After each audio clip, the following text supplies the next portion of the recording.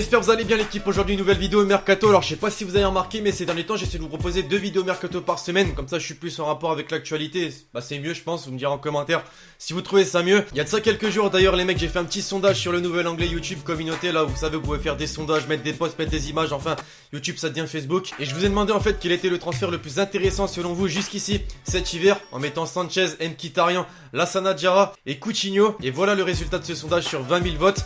Coutinho au Barça est donc le transfert le plus intéressant selon vous, vous me confirmerez en commentaire. Pourquoi je vous montre ce sondage les amis? Bah tout simplement puisque désormais je vais me servir un maximum de cette fonctionnalité. Puisque ouais, YouTube apparemment n'envoie plus les notifs pour les vidéos.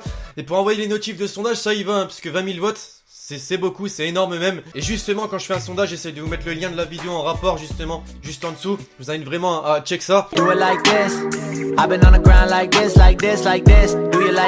Et pour commencer l'épisode Mercato d'aujourd'hui l'équipe, on va tout d'abord se diriger du côté de l'Angleterre et plus précisément à Arsenal puisque ça continue d'avancer dans le dossier Pierre-Emerick Aubameyang. Comme annoncé dans le précédent épisode Mercato, un accord a été trouvé entre l'ex-buteur de Saint-Etienne et Arsène Wenger, un accord contractuel plus précisément où le buteur gabonais toucherait un chèque de 20 millions d'euros annuels. Mais cette fois-ci dans la presse anglaise on a appris que les Gunners ont proposé une offre de 58 millions d'euros pour faire venir l'attaquant gabonais, malheureusement insuffisant pour le club allemand qui en demande 70 millions. Autant dire que les négociations avancent tranquillement même si les positions des deux clubs sont encore actuellement éloignées. Mais la grosse information outre-Manche de ces derniers jours les amis concerne Antoine Griezmann. En effet, alors qu'il garde la cote en Espagne notamment du côté du Real et du Barça, le buteur français serait désormais la priorité de Manchester City les amis. D'après les renseignements du Sun, les Citizens sont disposés à lever sa clause libératoire de 100 millions d'euros dès l'été prochain et lui offrir par la même occasion un salaire défiant toute concurrence. Pep Guardiola les amis serait même prêt à lâcher Sergio Agüero en échange. Alors selon vous, qui aura le dernier mot dans ce dossier? On aura la réponse cet été. Chez l'autre club mancunien, c'est Jean-Michel Seri qui est dans le viseur. D'après les informations recueillies par Sky Sport les amis, José Mourinho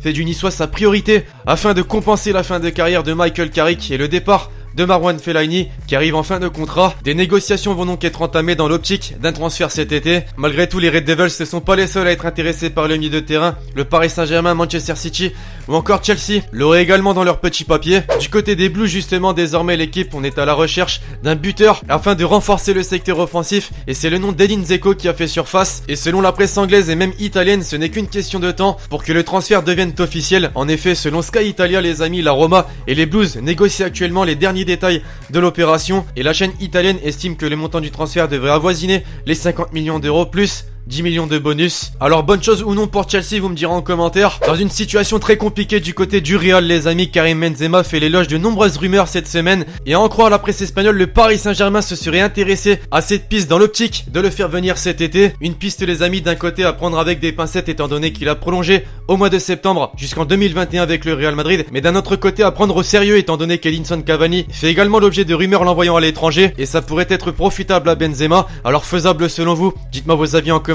Côté officialisation désormais l'équipe, on commence tout d'abord en France avec le Paris Saint-Germain puisque c'est désormais officiel. Lassana Diarra a rejoint le club de la capitale où il s'y est engagé librement pour une durée de 18 mois. Il portera le numéro 19. Après les arrivées de Yann M'Vila et Paul-Georges Ntep les amis, l'AS Saint-Etienne continue d'impressionner et poursuit son mercato hivernal avec ambition puisque le club français a annoncé l'arrivée de Neven Subotic, le défenseur central serbe qui arrive en provenance du Borussia Dortmund, va renforcer le secteur défensif des Verts. Il a quant à lui signé un contrat d'une durée d'1 an et demi. En Angleterre, le milieu de terrain international anglais Aaron Lennon les amis quitte Everton pour rejoindre le club de Burnley. Le club anglais n'a pas précisé la durée de son contrat. Loïs Diony fait lui aussi un voyage outre-Manche puisque l'AS Saint-Etienne, qui l'avait recruté l'été dernier, a décidé de le prêter au club anglais de seconde division Bristol City. L'ancien joueur du Paris Saint-Germain ou encore des Reds de Liverpool David Ngog s'est quant à lui engagé avec le club de Ross County en Écosse. Javier Mascherano a officiellement quitté le FC Barcelone pour rejoindre la Chine et plus précisément le Hebei Fortune où il y rejoint Ezequiel Lavezzi. Le montant du transfert est estimé à 10 millions d'euros. Et enfin pour terminer les amis, des nouvelles de Florent Malouda puisque le joueur français âgé de 37 ans a signé un contrat de 6 mois avec Differdange dans le championnat luxembourgeois, club d'ailleurs dans lequel il va très certainement terminer sa carrière. Enfin bref, voilà l'équipe, cette vidéo Mercato touche désormais à sa fin. J'espère comme d'habitude forcément que vous l'aurez aimé. Si c'est le cas, je compte sur vous pour lâcher un gros pouce bleu sur la vidéo.